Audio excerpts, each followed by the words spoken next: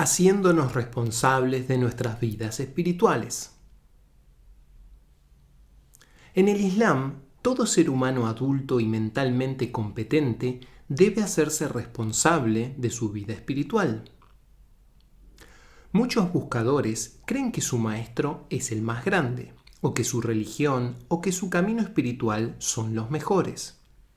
Y desgraciadamente, con esa creencia a menudo viene la suposición: mi maestro o tradición es tan maravilloso o maravillosa que yo no tengo que trabajar duro, puesto que mi maestro o mi tradición lo harán por mí.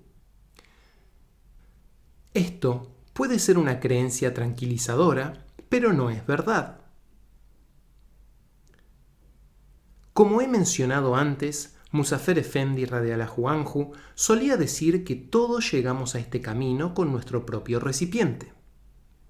Algunos tienen una copa, algunos tienen un balde y otros un barril. Lo importante es llenar nuestro recipiente. Ese es nuestro trabajo en la vida. Él también dijo que algunos sheikhs son como una canilla que gotea y otros son como una gran cascada. Es esencial colocar nuestro recipiente debajo de esa fuente que Dios nos ha enviado y mantenerlo allí. Ese es nuestro trabajo como derviches. Tenemos que mantener esa conexión bendita que Dios nos ha otorgado y llenar nuestro propio recipiente. Incluso una canilla que gotea puede llenar nuestro recipiente si lo dejamos allí el tiempo suficiente. Si estamos buscando una fuente mejor, yendo de un maestro a otro, nuestro recipiente nunca se llenará.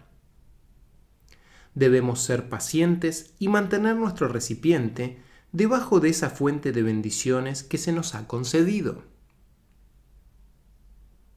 También tenemos que hacer todo lo posible para asegurarnos de que nuestro recipiente no tenga filtraciones. Esto significa ser honestos, sinceros y justos. Significa seguir las costumbres y la ética del Islam.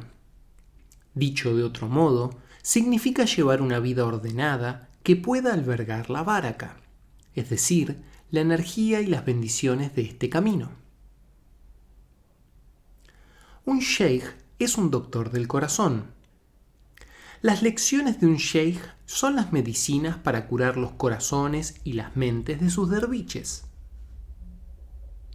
Cualquier cosa que nuestros maestros nos den para hacer, debemos realizarlo.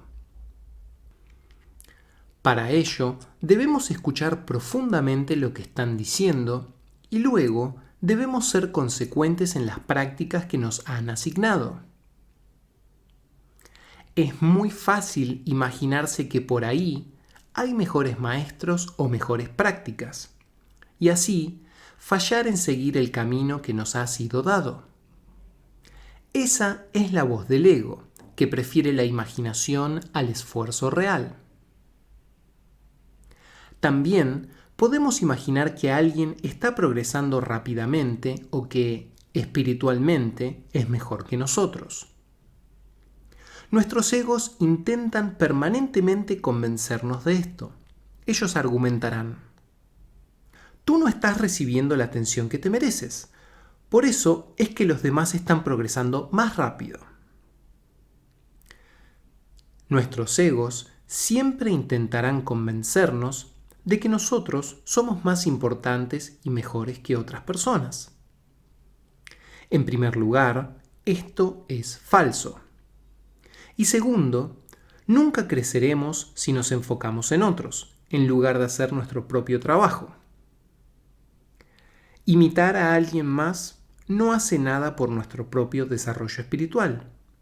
Y estar celoso de otros solo nos deja peor de lo que estábamos antes. Muzaffer Efendi radhiyallahu anhu aconsejaba: con respecto a la sabiduría y el desarrollo espiritual, debemos mirar hacia arriba, a aquellos que están más avanzados que nosotros. Debemos estar inspirados por su ejemplo. Y en asuntos materiales, debemos mirar a aquellos que poseen menos que nosotros y estar agradecidos por lo que tenemos. Islam y sufismo son un modo de vida, y no simplemente una colección de prácticas y ritos formales. El sufismo es el aspecto sutil del Islam y nos enseña cómo mejorar nuestro carácter. El sheikh es quien guía a los derviches hacia esa meta. Si queremos llegar a un destino desconocido, consecuentemente necesitamos de un guía. Sus egos les dirán que simplemente tomen un mapa y lo sigan ustedes mismos. Pero no existen mapas para este viaje interior.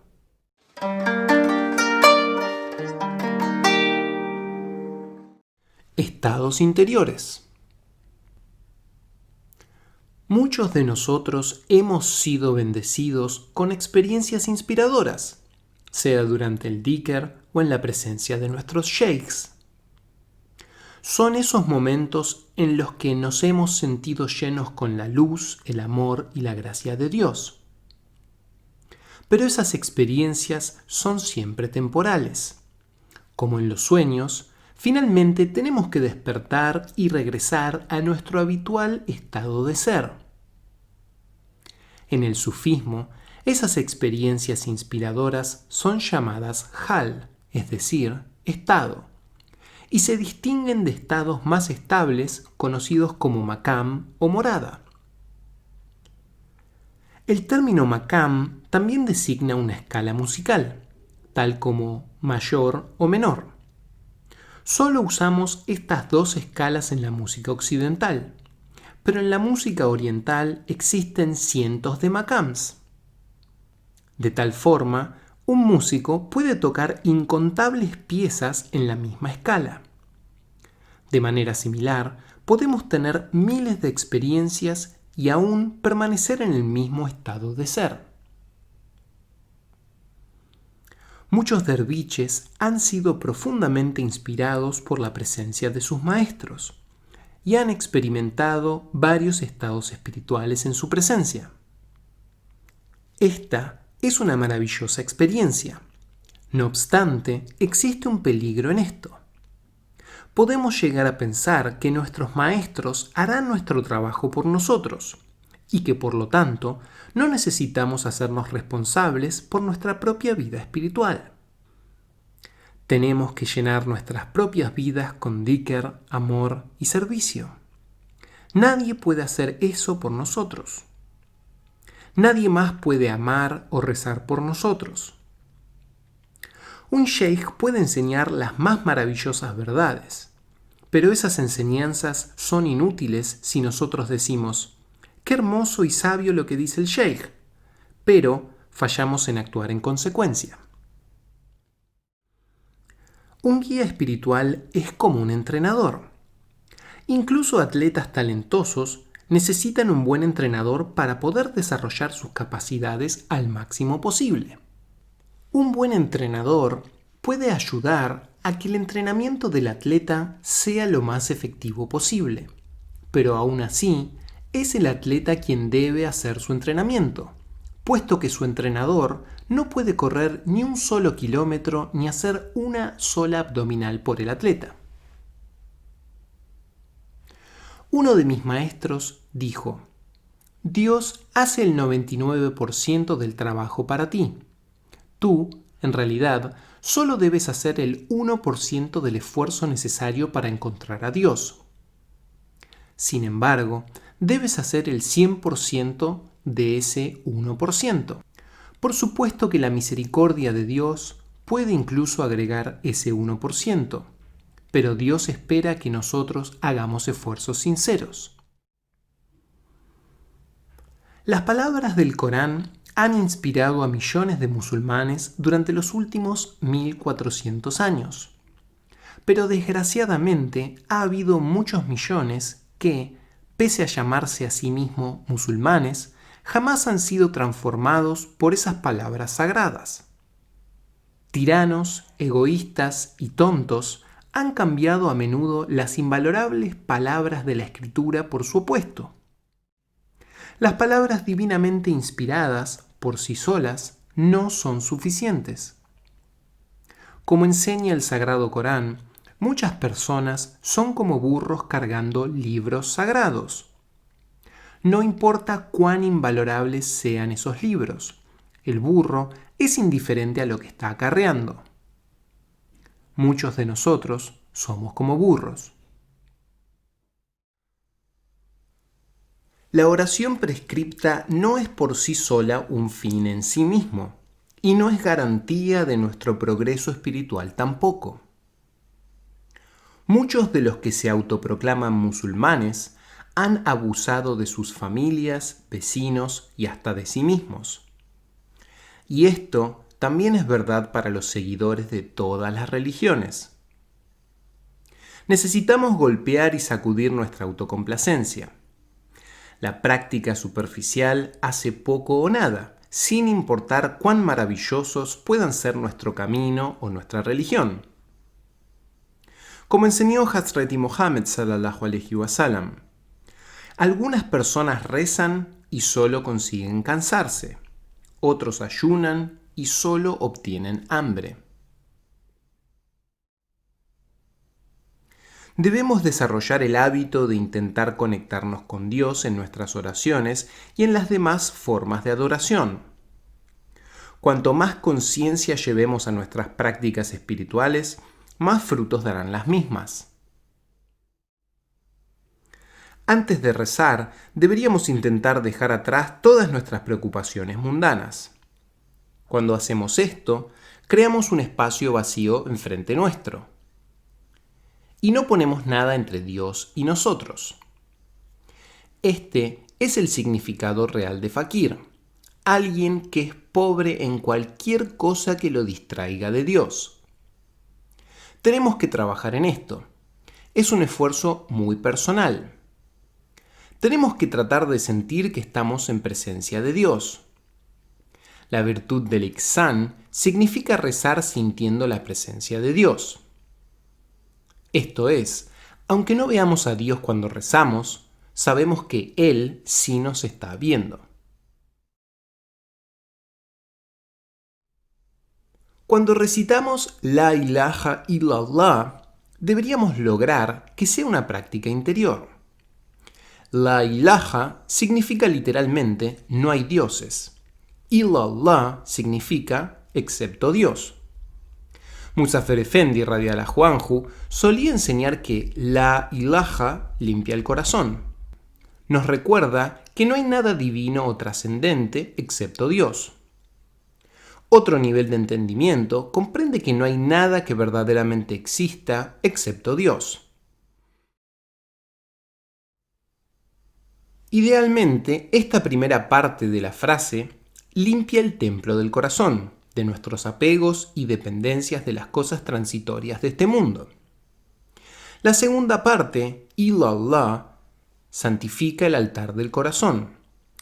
Afirma que incluso, a pesar de que todo lo que veamos es el mundo material, Dios existe, y Dios es la realidad detrás de esta aparente realidad de la creación, y Dios está en nuestros corazones.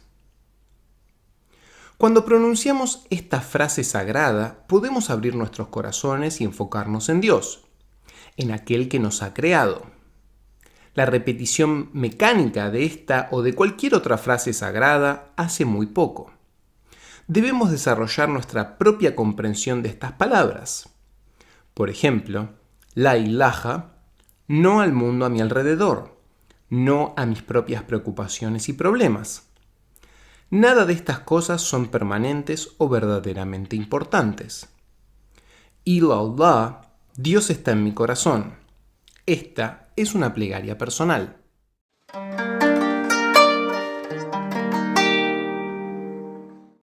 Todo cuenta. Nuestro sistema nervioso registra todo lo que decimos, todo lo que pensamos y todo lo que hacemos. Nuestro carácter se desarrolla positivamente con cada palabra cordial, con cada buen pensamiento y con cada acción bondadosa. Y a la inversa, nuestro carácter se desarrolla negativamente con cada pensamiento desagradable, con cada palabra imprudente y con cada acto de enojo. Sin embargo, Muzafer Efendi radiallahu anhu solía decir: no seremos castigados por nuestros pensamientos desagradables a menos que actuemos de acuerdo a ellos. Y cuando nos comportamos mal, si nos arrepentimos sinceramente y Dios lo acepta, se registra una buena acción en lugar de una mala. El sufismo es un camino personal. Nuestro camino está basado en nuestros propios pensamientos y acciones, en la calidad de nuestra vida día tras día. Tenemos compañeros a lo largo del camino y tenemos la guía de nuestro profeta sallallahu alaihi wasallam y de nuestros maestros, pero aún así tenemos que dar cada paso por nosotros mismos. Si estamos haciendo un viaje junto a otros, no podemos esperar que ellos nos lleven sobre sus espaldas. Dios nos ha dado 2 piernas y la capacidad de caminar. ¿Cómo podríamos entonces pedirle a alguien que nos lleve sobre sus espaldas? Este camino depende de nuestros propios esfuerzos. Dios es el amado, quien está más cerca de nosotros que nosotros mismos. Dios está en el centro de nuestro ser, está en nuestro corazón más íntimo. Cada vez que decimos La ilaha illallah, nos estamos conectando con nuestro propio corazón, ese corazón que Dios nos ha dado como un templo para albergar la chispa divina en cada uno de nosotros. Podemos llenarnos más y más de luz e irradiar esa luz a todos nuestro alrededor. Algunas personas iluminan a otras. Luz, calidez y amor emanan de sus ojos, sus palabras y sus acciones. Su luz nutre a sus amados, a sus vecinos y al mundo a su alrededor. Nadie puede hacer nuestro trabajo espiritual por nosotros. El cambio que estamos buscando está en función del tiempo, la sinceridad y la paciencia que pongamos en nuestro camino espiritual. Solo cambiaremos si llevamos a cabo nuestras prácticas espirituales pacientemente, con conciencia y no mecánicamente. Esto es lo que funcionará. Este camino ha transformado a millones de personas a lo largo de la historia de la humanidad. El Islam no es una nueva religión. Enseña las mismas verdades que Dios ha revelado a la humanidad desde la época de Adán, alayhi salam. El camino de la verdad es tan antiguo como la humanidad misma.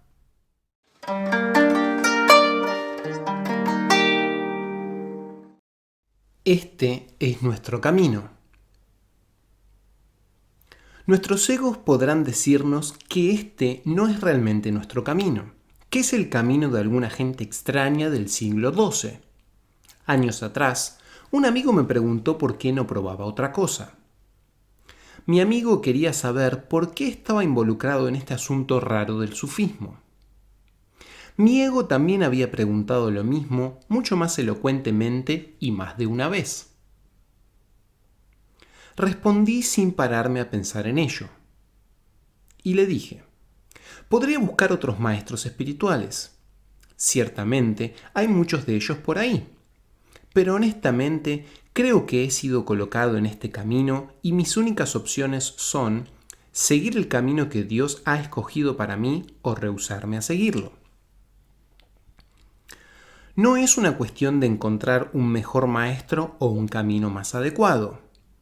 Si abandono el camino en el cual me encuentro, estaría abandonando el regalo más preciado que jamás me hayan dado. Si hiciera eso, estaría abandonando mi propio camino espiritual, por la fantasía de que habrá algo mejor por ahí. Si Dios me saca de este camino, es otra cuestión.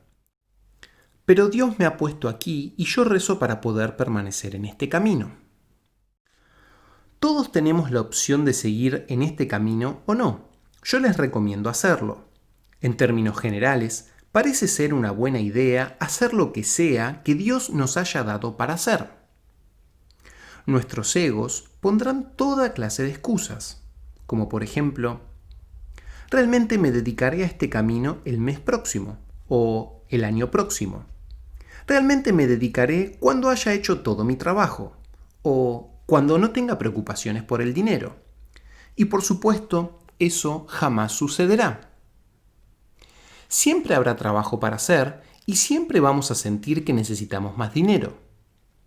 Nuestros egos siempre intentarán evitar que nos dediquemos a este camino hasta algún momento en el futuro. Siempre podemos encontrar razones y distracciones. Nuestros egos nos dicen que este no es nuestro camino. Nuestro ego argumentará: el Corán está en árabe, así que este debe ser el camino de los árabes. O esta es una cofradía turca, así que debe ser un camino para los turcos. Pero si fuéramos turcos, el ego argumentaría: este es un camino para los turcos del siglo XVII y no para los turcos actuales. La respuesta para nuestro ego es: este es el camino que me ha sido dado y ahora es el momento para practicarlo. Tenemos que decirnos a nosotros mismos: este es mi camino, no el camino de otros, ni tampoco un camino restringido a los santos del pasado. Y solo llegaré a comprenderlo más profundamente si lo hago lo mejor que puedo. Comprendemos tanto como Dios nos permite comprender. No es tan importante entender mucho. Es mucho más importante practicar cualquier cosa que entendamos. En eso reside la cuestión. Todos entendemos mucho más de lo que practicamos.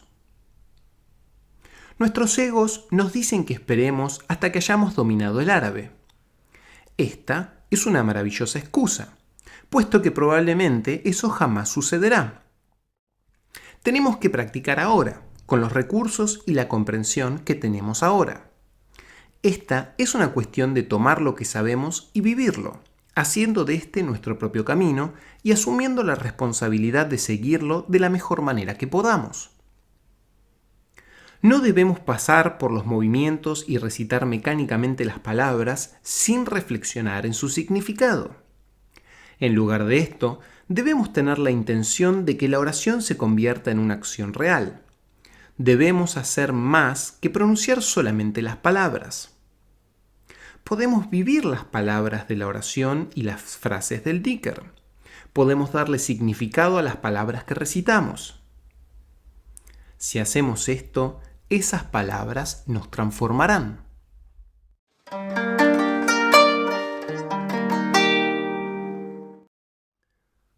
Volviéndonos conscientes. Cuanto más conscientes seamos, más serán influidos los demás por lo que decimos, porque le daremos significado a lo que decimos. Es muy fácil seguir moviéndose mecánicamente y permanecer inconscientes cuando hablamos o actuamos. Los hábitos son uno de los grandes enemigos de la conciencia.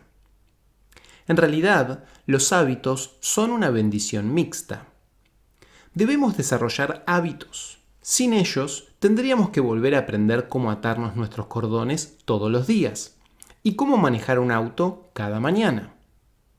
Por mi parte, jamás saldría a manejar en la ruta si todos los conductores en ella estuviesen ocupados volviendo a aprender sus hábitos para conducir.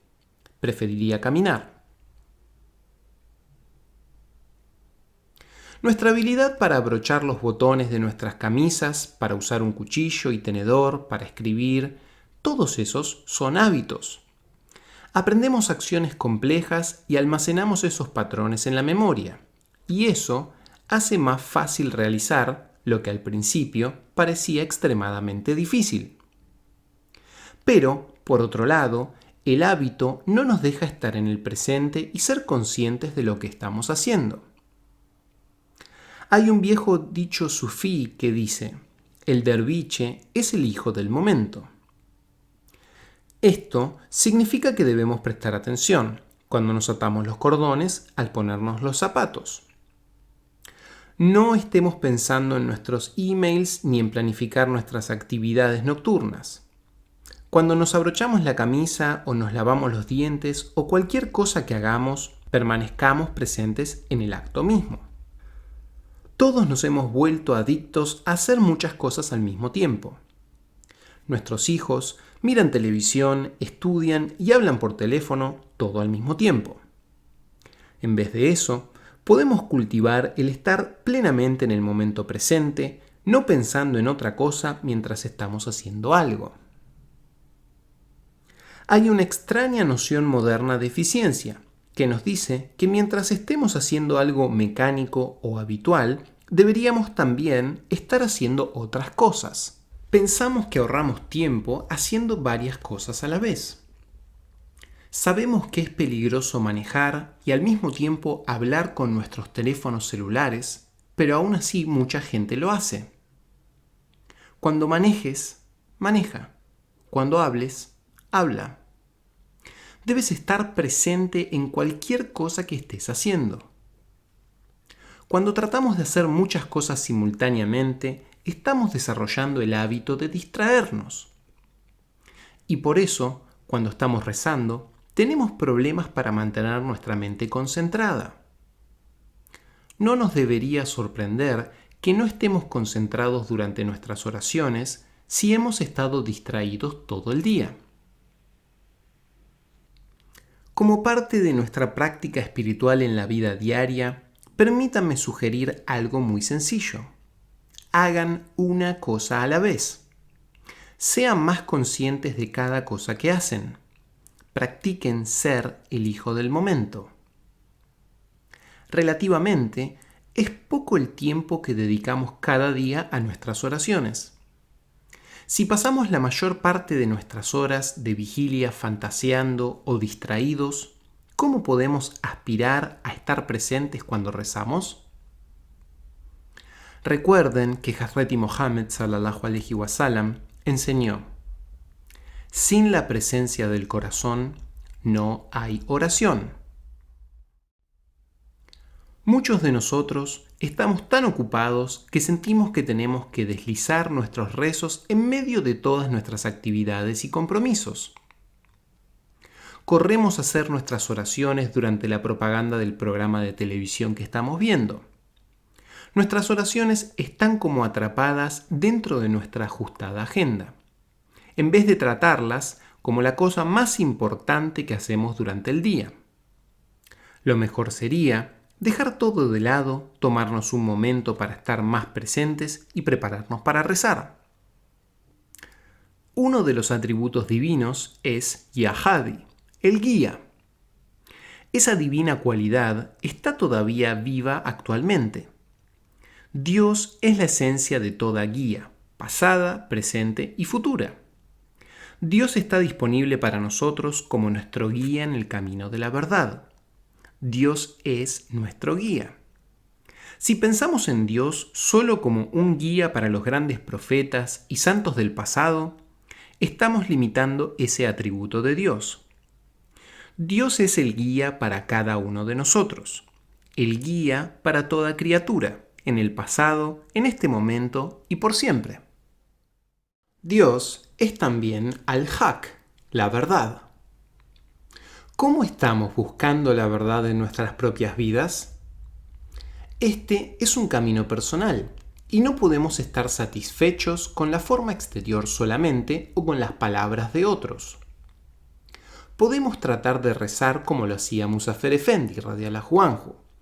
Cuando él hacía un duá, su súplica no era como la de otras personas y tampoco era mecánica. Su ruego era real, único e inmediato. Venía de su corazón. Nuestra meta debería ser rezar así. Cuando recitamos el Corán en nuestras oraciones, podemos tratar de comprenderlo con nuestras propias palabras. Cuando decimos Bismillahirrahmanirrahim, podemos intentar reflexionar sobre qué significa decir en el nombre de Dios, el más compasivo, el más misericordioso. Cuando decimos Alhamdulillah, podemos contemplar lo que significa decir alabado sea Dios.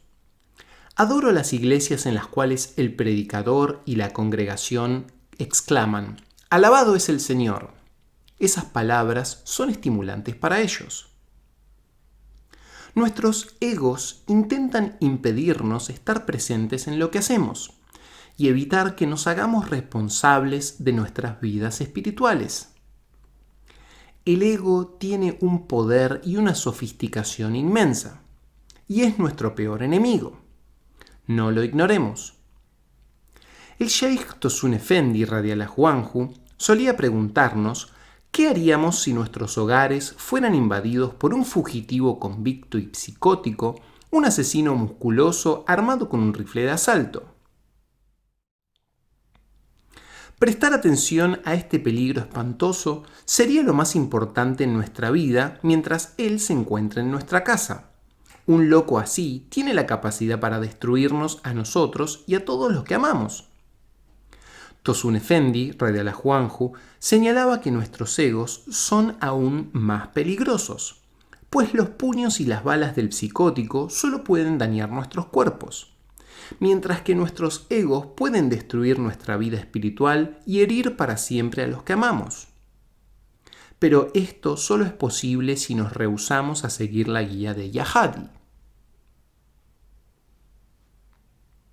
Como he mencionado anteriormente, uno de mis maestros señalaba que Dios provee el 99% de lo que necesitamos. Solo necesitamos hacer el 1% del trabajo, pero tenemos que hacer el 100% de ese 1%. Por ejemplo, supongamos que alguien nos da un auto nuevo y hermoso. El auto funciona perfectamente. El motor, el sistema de arranque, el sistema de dirección, etc. Todo lo que necesitamos hacer para que funcione es insertar la llave en el sistema de arranque y girarla. El auto no funcionará por sí solo. Tampoco arrancará si solo inserto la mitad de la llave o si solamente giro la llave hasta la mitad. Tenemos que hacer el 100% del procedimiento para que arranque el auto. Lo mismo sucede con nuestra propia vida espiritual. Las bendiciones de Dios nos proveen el 99% y solo tenemos que hacer el 1%. Pero Dios espera que nosotros completemos nuestro 1%.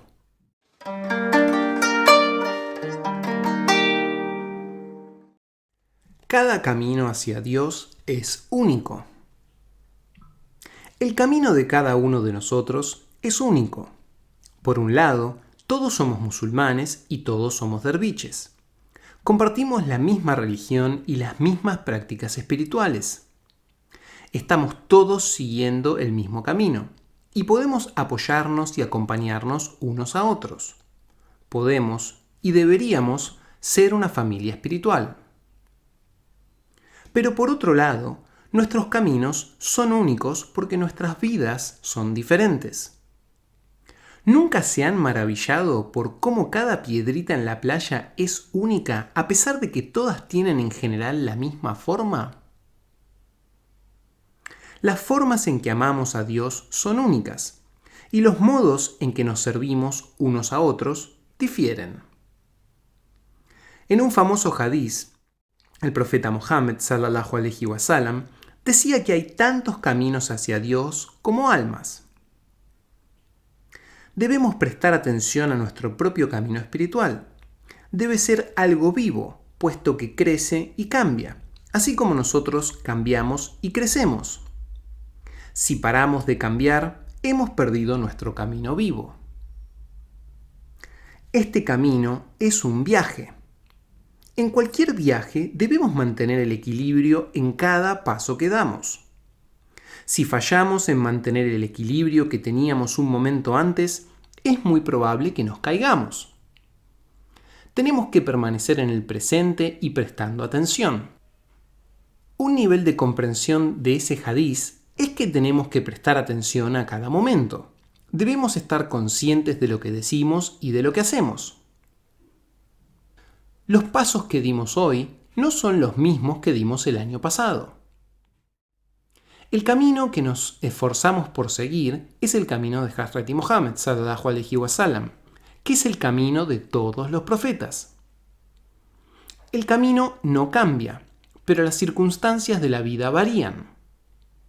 Nuestro camino espiritual demanda que permanezcamos despiertos, vivos y de pie. No podemos caminar dormidos por la vida, simplemente dejando que ella transcurra mientras nos vamos moviendo mecánicamente. Nuestros egos seguirán intentando cambiar lo que estamos diciendo. Nuestros egos intentarán distraernos, impedirnos escuchar con atención, haciendo que nos olvidemos y haciendo que interpretemos esto de manera más fácil, menos demandante y menos efectiva. Para seguir este camino, debemos responder a estos desafíos. Muchos de nosotros nos juzgamos duramente a nosotros mismos, porque no estamos siguiendo el camino perfectamente. Pero jamás seremos perfectos. Dios no espera perfección de nosotros, solo espera nuestro esfuerzo sincero. Tosun Efendi, Radiallahu Anhu, contó la siguiente historia acerca de la oración. Un día el profeta, la paz y las bendiciones sean con él, preguntó si alguien podía hacer la oración perfectamente sin que su mente lo distrajera. Nadie dijo nada. Finalmente, Abu Darda, Radiallahu Anhu, un compañero del profeta, sallallahu alaihi wasallam, dijo: si Dios quiere, tal vez yo pueda. Entonces el profeta, sallallahu alaihi wasallam, dijo: haz 2 ciclos de oración sin que tu mente se distraiga y te daré mi manto. Cuando Abu Darda comenzó, el profeta lo observaba cuidadosamente. Luego, después de que Abu Darda finalizó el primer rakat, el profeta dejó de mirarlo. Cuando Abu Darda terminó, el profeta, sallallahu alaihi wasallam, le preguntó: ¿qué pasó? Y Abu Darda contestó: gracias a Dios, mi mente no se distrajo en absoluto durante todo el primer ciclo de oración. Pero cuando comencé el segundo rakat, este pensamiento vino a mi mente. Él tiene 2 mantos. ¿Cuál de ellos obtendré?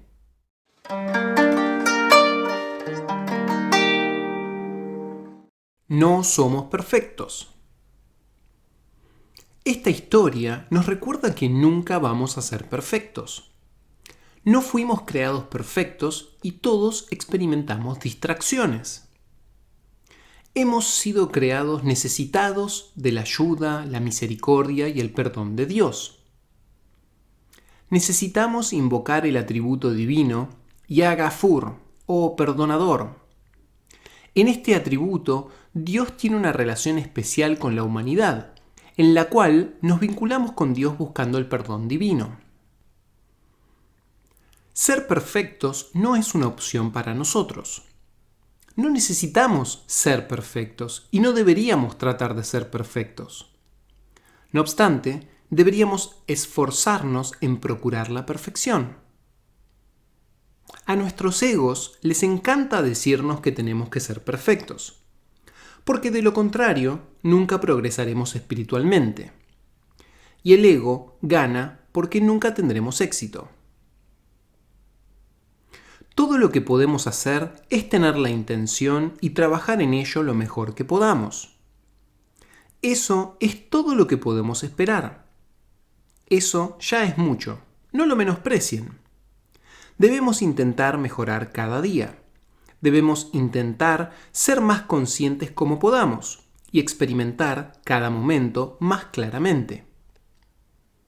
No debemos desalentarnos por lo que no podemos hacer, y sí estar agradecidos por lo que sí podemos hacer, y luego pedirle perdón a Dios por todos nuestros errores. Es mejor esforzarnos en mejorar que esforzarnos por una imagen de perfección inalcanzable. Podemos disfrutar ahora mismo de la presencia de Dios en nuestras vidas. Dios no está sentado en la cima de algún distante monte Olimpo. Muchos de nosotros pensamos que tenemos que esperar para experimentar la presencia de Dios, que no podemos acceder a ella ahora mismo porque no estamos espiritualmente preparados. Pero el momento es ahora. Estamos tan cerca de Dios ahora como siempre lo estaremos. Nunca podremos estar más cerca. Dios nos dice: estoy más cerca de ustedes que su propia vena yugular. Podemos volvernos más conscientes de la presencia de Dios, pero nunca estaremos más cerca de Él como lo estamos ahora.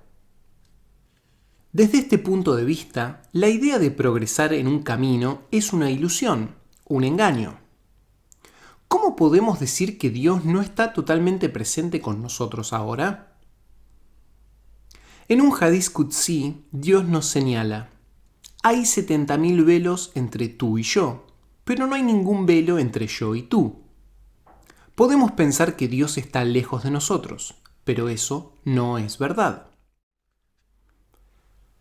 Podemos saborear nuestros rezos y disfrutar nuestra experiencia del Dhikrullah con el sentimiento de que Dios está cerca, que Dios nos puede llenar de amor y luz en cualquier momento. Mi antiguo maestro Zen una vez dijo que uno de los elementos más importantes en la adoración es tener una mente alegre y brillante. Esto significa rezar o realizar el Dhikrullah sabiendo que, en cualquier momento, podemos sentir la presencia de Dios, que Dios puede agarrarnos y transformarnos en cualquier momento. Desgraciadamente, la mayoría de la gente cree que no está preparada o que no se lo merece. Si creemos que hoy, ahora, no estamos preparados, es probable entonces que efectivamente eso no suceda. Rezar con la sensación de la presencia de Dios es ihsán. El sentimiento de que, aunque no experimentemos la presencia de Dios, estamos firmemente convencidos que Dios está completamente presente, que Dios nos observa y escucha nuestros ruegos y oraciones. Podemos sentir que estamos velados, pero sabemos que no hay velos entre Dios y nosotros. Puede que a menudo pensemos: estaré preparado más adelante. Seré más merecedor más adelante. Estos son ejemplos de trampas. Nadie es merecedor y todos son merecedores. Debemos dejar de juzgarnos a nosotros mismos. Nos juzgamos a nosotros mismos y nos comparamos con los demás.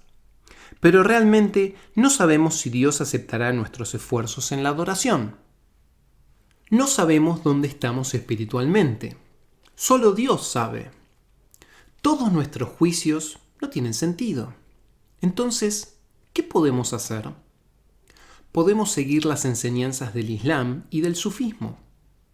Podemos dar lo mejor de nosotros para seguir el ejemplo de Hazreti Mohammed, la paz y las bendiciones sean con él, y el ejemplo de los santos. Juzgamos compulsivamente a todos y a todo. Juzgamos a nuestros familiares, amigos y vecinos. Juzgamos a otros derviches y a nuestros maestros. Juzgamos a otras órdenes sufíes y a otros maestros sufíes. Por favor, dejen de hacerlo. Eso es todo imaginación y es peor que inútil. Por una razón: nuestros juicios compulsivos nos distraen de hacer nuestro propio trabajo espiritual. Una respuesta a esta tendencia es usar el mantra "Solo Dios sabe". Podemos usar esta frase cada vez que pensamos que sabemos algo, cada vez que sentimos que vamos a juzgar a algo o a alguien. Solo Dios sabe. Es muy efectivo repetirlo. La frase tradicional islámica es Allahu Alam, Dios sabe más. También podríamos probar repitiendo podría estar equivocado. Eso también resulta muy efectivo. Solo Dios sabe qué oraciones son aceptadas. Solo Dios sabe quién está cercano a la verdad. Solo Dios sabe dónde está cada uno en el camino espiritual. Solo Dios sabe lo que sucede en nosotros o en los demás. Dios nos conoce mejor que nosotros mismos. Y no importa el juicio de los demás. Los demás nos pueden juzgar aunque no nos conozcan. ¿Qué importa? Este camino es entre Dios y nosotros. Dios es Al-Alim, el Todoconocedor. Este es otro de los 99 atributos. La mayoría de los eventos de nuestras vidas están más allá de nuestro control. Hacemos lo que podemos y dejamos el resto a Dios. Nuestro maestro, Sefer Efendi Radiallahu Anhu, usaba el ejemplo de un viaje en avión. El funcionamiento del avión es completamente independiente de nuestra voluntad individual. Nuestra voluntad no decide cuándo el avión despega, cuán alto vuela ni cuándo aterriza. Esta verdad es aplicable para todo en esta vida. La mayor parte de nuestra vida no está bajo nuestro control y no puede ser afectada por nuestras acciones. Cuando llegamos a este mundo y cuando nos iremos de él, son asuntos del destino. Y además, Dios nos permite el libre albedrío. Por ejemplo, podemos dormir todo el tiempo que estemos en el avión, o podemos usar ese tiempo para estudiar, o rezar, o leer algo interesante. Podemos caminar dormidos a lo largo de toda nuestra vida, o podemos usar el tiempo para lograr algo más valioso. No sabemos cuánto tiempo vamos a vivir, ni sabemos cuánto tiempo vivirán nuestros seres queridos. No sabemos cuánto tiempo vamos a conservar nuestros empleos o nuestros hogares, pero podemos usar productivamente el tiempo que tenemos. Podemos ayudar a los demás y actuar de una manera que nos nutra emocional y espiritualmente, o podemos no hacerlo. Esta es una elección que sí podemos hacer. En un sentido, nuestras decisiones son una función de nuestra voluntad individual. En otro sentido, todo es voluntad de Dios. Ambas perspectivas son útiles, y en ambas está incluida la verdad. Ambas son maneras de comprender la vida. Es como mirar un jardín desde dos ángulos diferentes. Cada punto de vista nos muestra algo distinto.